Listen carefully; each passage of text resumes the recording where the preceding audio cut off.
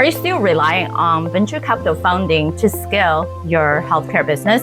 Discover today in our episode how breaking through the traditional way of fundraising can help secure your financial freedom and create sustainable financial growth.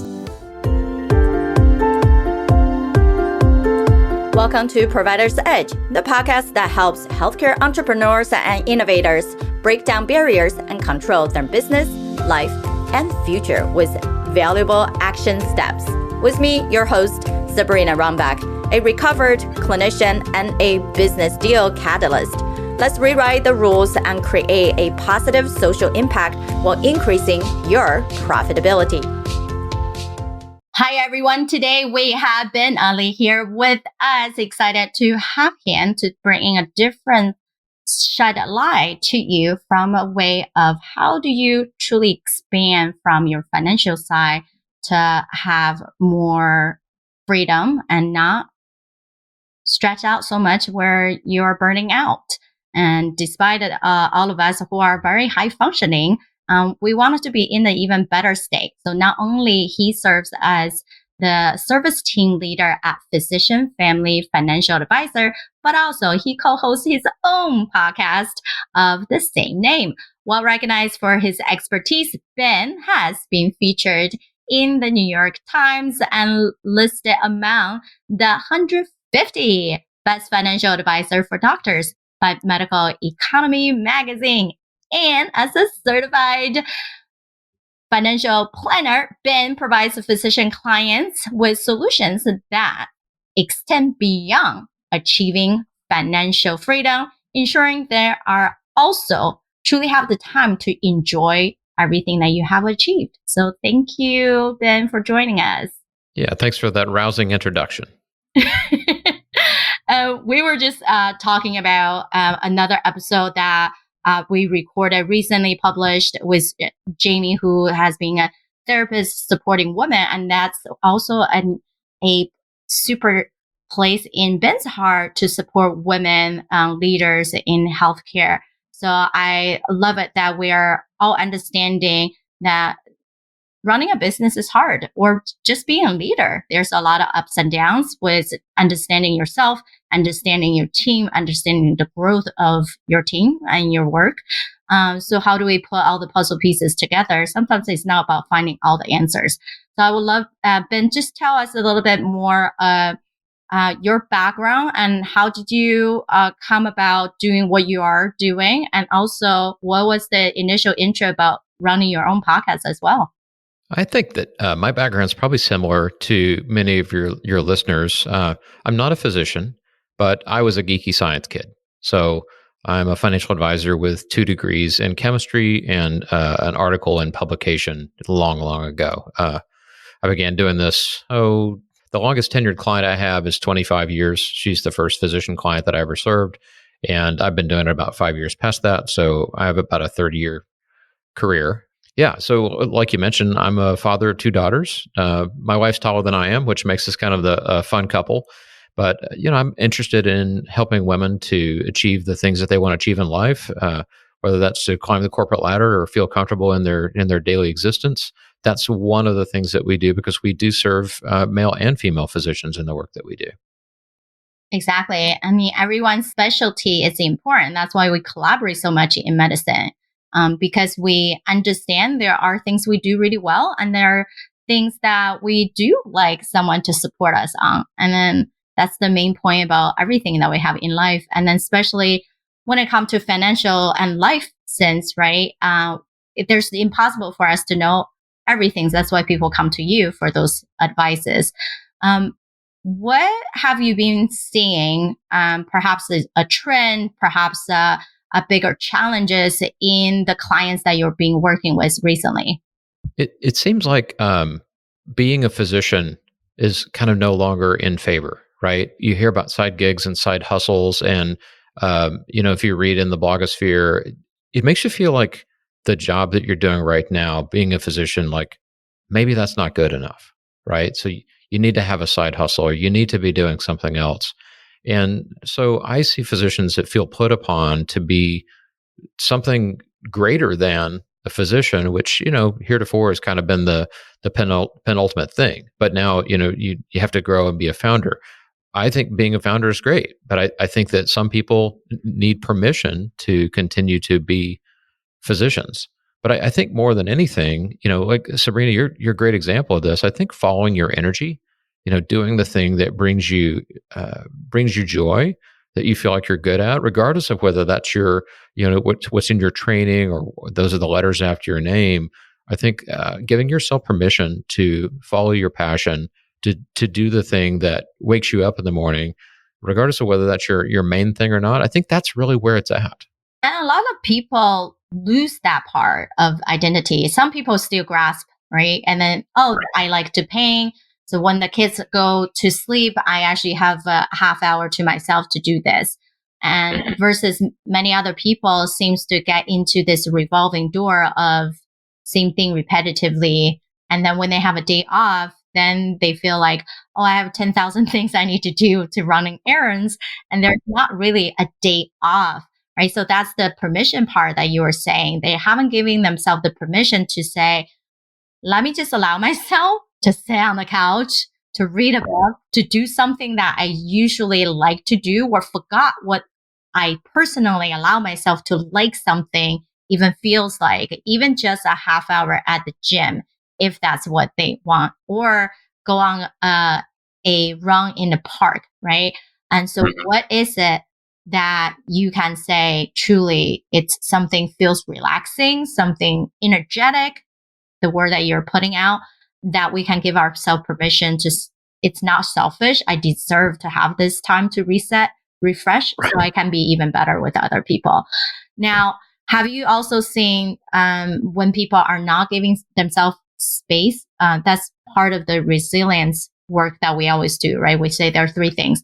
Either you can create space, you can create more health, and you can create more liveliness in your body, right? To truly be more resilient and to be performing in a higher function, and therefore productivity increase, right? So have you seen, even from a financial side, right, personal decision side, the people that haven't allowed themselves to create this more space, more joy in their life tend to also make worse financial decisions?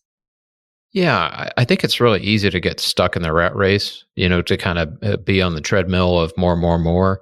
And it takes a little peace, a little rest, a little silence, a little calm, a little sleep to recognize how much is enough for us, to battle back the voices in our heads that say we're not enough, right? That we should be going. Some of the greatest creators that have ever lived created in the morning. They spent the first 4 to 6 hours of the day working hard, writing, doing art, in the lab as scientists. And the last half of the day they spent in rest, walking the beach, or, some of the great creators spent time at the bar. But, as an entrepreneur myself, I find that some of the best ideas that I have come while I'm relaxing, when I'm unwinding or when I'm coming up from sleep. And I have to imagine that the entrepreneurs that listen to your show, that, these ideas, you can't get them from spending time on social media, right? That's where you're consuming someone else's creation.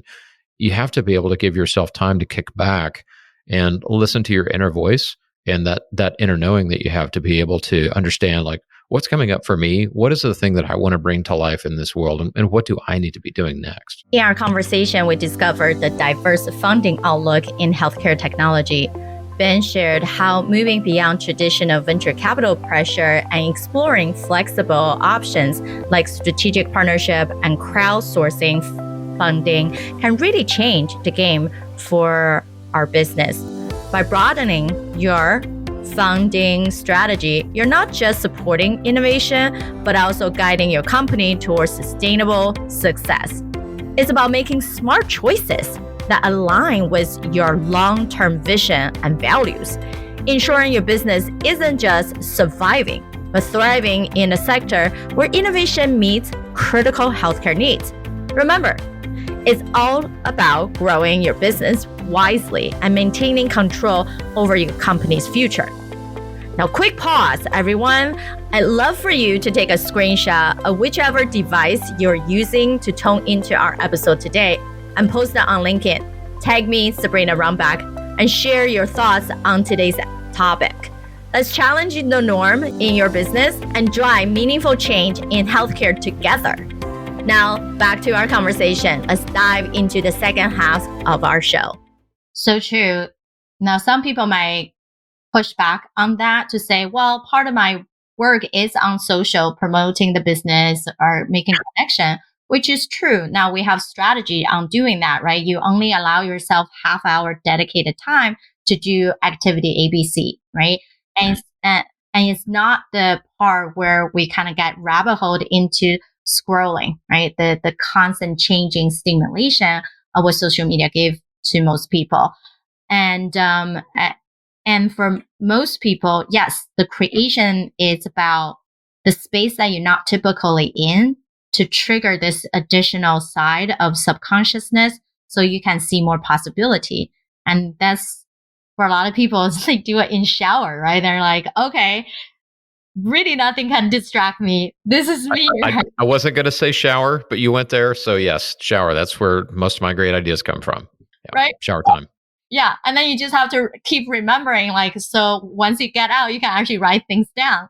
And so it's really focusing on like, what's that space and time that you have to make it even better, to really understanding yourself. And for things to work well, right, there's must be some decisions that we have to make to for you to see like as things are moving in the right decision. And one of the things for a lot of my clients always, well, can you just tell me what do I have to measure to feel success?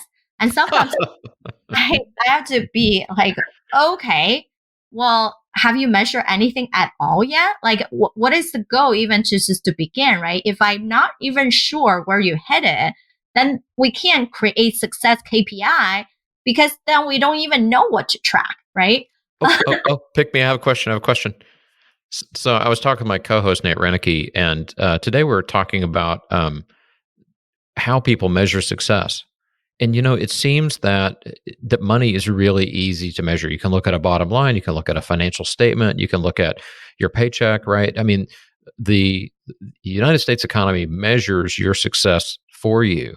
But that's only one metric out of, gosh, I could think of probably easily 8 metrics, right? We measure our gross domestic product, but we don't measure our gross national happiness. When we look at, our GNH versus the measured gross national happiness of other nations, we're not even in the top 10 here, right?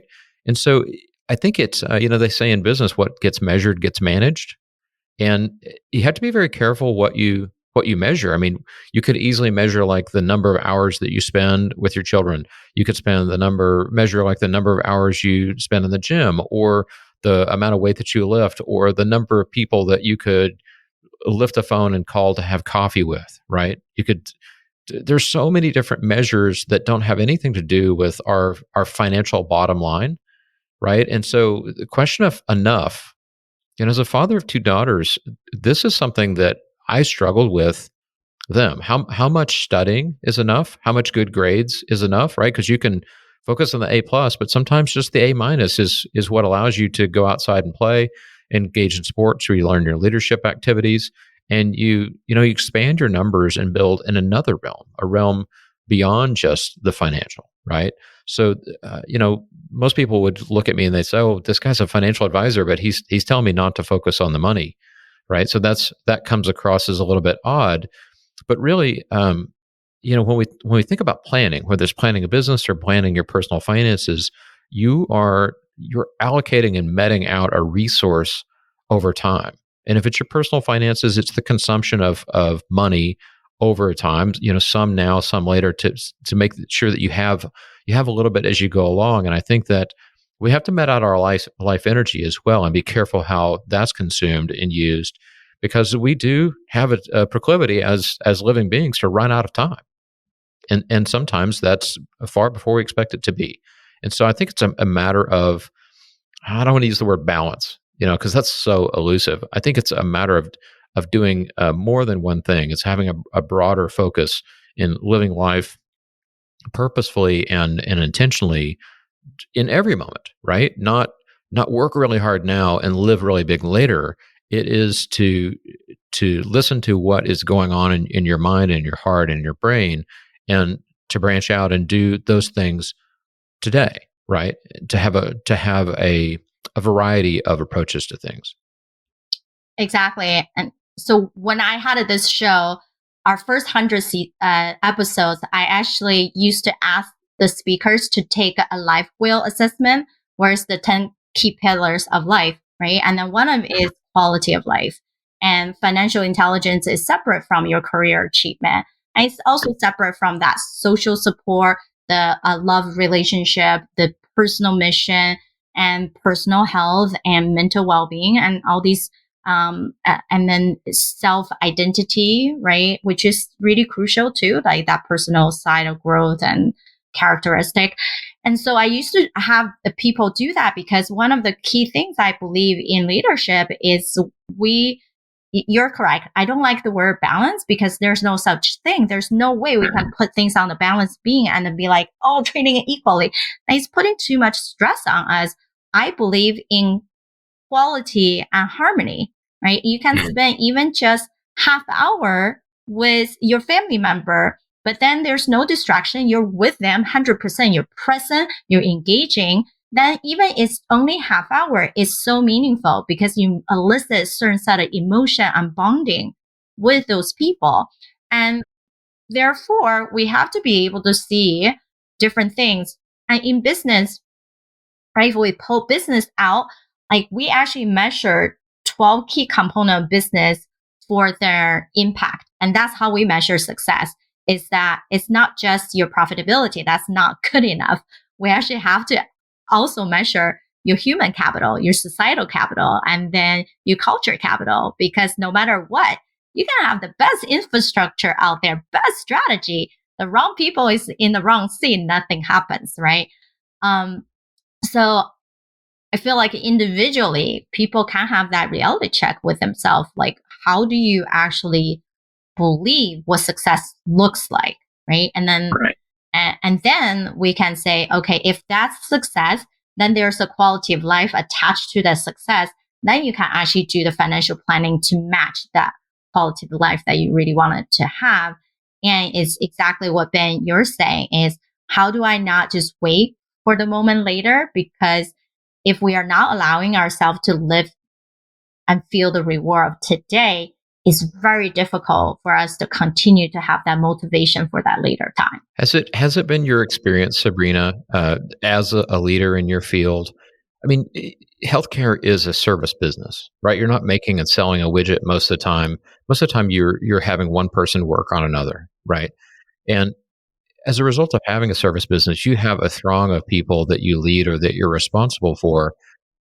It seems like it would be practically impossible to lead those people unless you yourself were a whole person. Like unless you had done your own work on yourself, it would be difficult to lead others. And beyond that, I think you could also argue that if you lack self-awareness, or if you haven't had a chance to work on yourself, or if you don't have the emotional support, you could lead your business right over a cliff. Oh, yeah. And I think that's the reason for any hire in a company, we measure those for exactly what you're saying, right? Like, how do we be whole? Or do I even see myself as a whole? Or sometimes I have no self-awareness. I'm already whole, but I'm doubting myself in other ways, right? In some capacity. So I lower my vibration, lower my energy, lower my output. Mm-hmm. And for sure, the people who are more engaging, the people who behind their back, all the positive words come out instead of feeling some other way, are the people who are more self-aware in the situation. And perhaps they just think, oh, I'm making a joke. But if the joke is not really funny to other people, you're not making a joke. You're just being sarcastic in a negative way, right?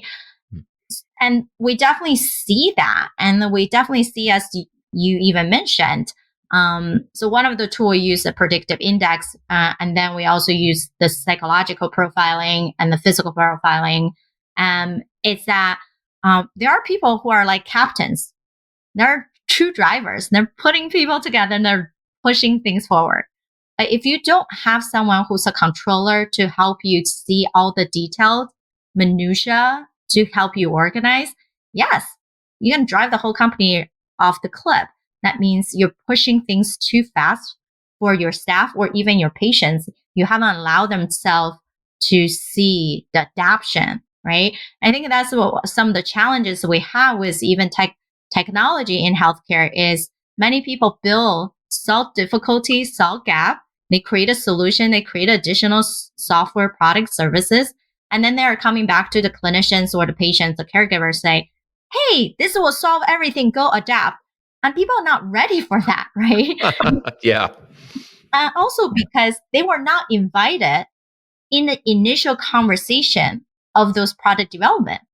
So if you didn't include them in the forefront of change, policy, and creation, how do you all of a sudden you think they can change their mind from all the years that they did something and to like, oh yeah, this is going to help me. I'm just going to change my behavior or change my belief system right away, right?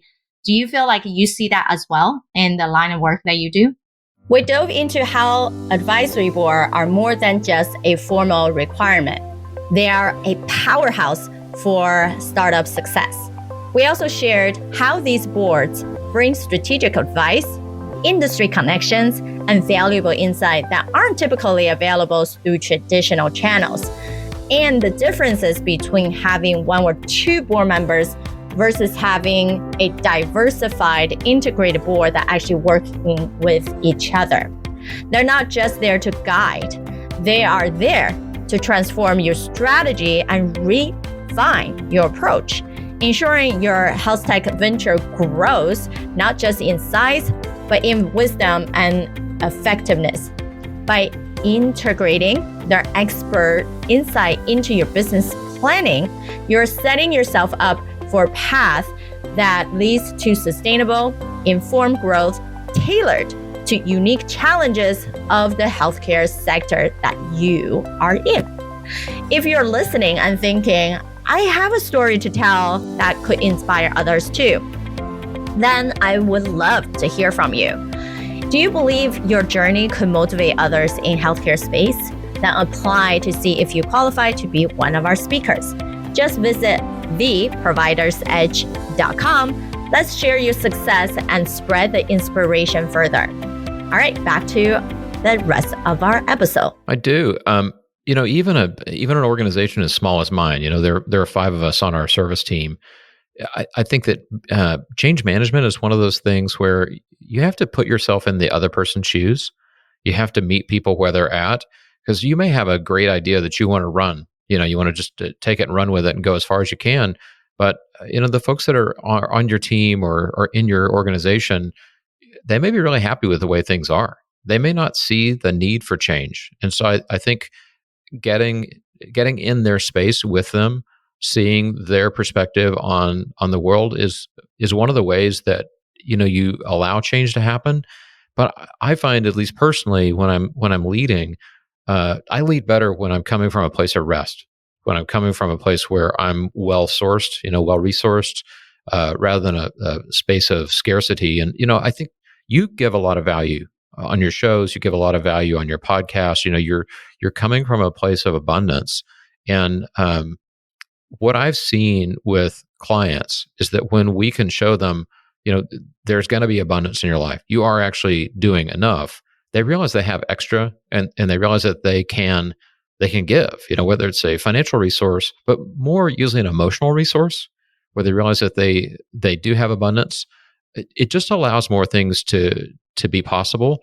And change management is one of those things. When you can go meet somebody where they're at, that takes energy. But if you have enough energy to be able to do that, then you're going to be more successful in driving the change that you need to get the results for the people that ultimately you're serving as your end users or as your customers. Right. And too many people wanted the shortcut, right? We'll just go to the big decision makers and that will trickle down. But not knowing, well, that big decision maker, just to get through the gatekeeper to talk to them is one thing. And convincing them still needed to have conversations and be okay to take the time, like you're saying, to understand them truly, and then provide the resources and solutions at the back end, and not feeling like you're jumping in, already think there's a problem and you're just talking your heart out, right? And then people don't see the true value because it's not a assessment type of give, right? It's just like, I have all this. This conversation can go on for a long time and love having you here. Now, Same. as we wrapping up, what would be a big takeaway that you want people to really remember? I think it is that as you are building your healthcare business, you need to be building yourself as well. That business cannot grow any bigger than you've grown. You need to be large enough to contain your business in your mind. And so working on yourself as you go, and of course, personal finance is about 1/8 of the things that you need to be working on. Working on yourself is just as important as working on the business that you're developing. Amazing. Yes. Right. Really understand yourself and knowing we all grown year by year, day by day, and it's to recognize everything that we have achieved, and then where should we up level even more, right? As we go forward. Awesome. How can people find more information about you? Where do you like to point people to? We're pretty focused here. And so, we're not in a lot of places on the internet. We're really in 2 places. So we're, name of the business is Physician Family Financial Advisors. So we're at physicianfamily.com. And we're wherever you get your podcasts. You're going to be shocked when you hear the name of the podcast, but it's the Physician Family Financial Advisors podcast. Love it. From a branding perspective, yay! Everything easy. Easy. Yeah. You'd be surprised how many people have different handles for their business, socials and website, whatnot. I'm like, people don't like to do too much work, so make things life easy for them. So everyone, go to Physician Family Financial Advisors, right? Yep, on the podcast or physicianfamily.com if you're interested in getting right to us. Perfect. And I'm sure you guys always have exciting conversation on your show as well. So can't wait for everyone to jump over to your shows. And we know podcasters like to listen to multiple shows. So go check them out, everybody. Today, we delved into the intricate world of health tech funding, uncovering how strategic financial planning and broadening horizon can reshape the future of growth for your company in the sector. Are you leveraging every tool at your disposal to ensure your venture's success and sustainability? Here is a quick summary of what we explored. Number 1, understanding the outlook of health tech funding. We discussed how moving beyond traditional venture capital can lead to more flexible and funder-friendly funding options like strategic partnership and crowdsourcing funding. Number 2, the strategic role of advisory board in financial planning. Having an advisor board is more than just a formal requirement. They're a powerhouse for your company's success, offering strategic advice, industry connections, and insights that guide companies towards sustainable growth. Number 3, expanding financial horizon beyond just money. We emphasize that financial resilience involves more than immediate funding.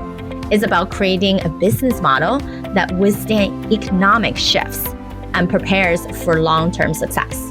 Number 4, implementing a holistic financial strategy with post-point paths.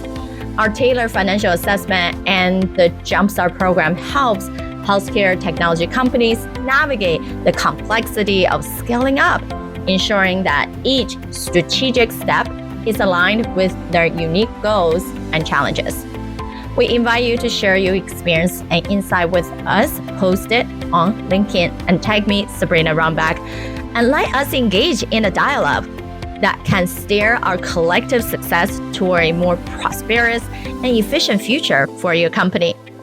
Now, let me ask you this. What strategies have you implemented or are considered to implement in this tough marketplace of healthcare funding space and also standing out as a unique solution for the problem that you're solving?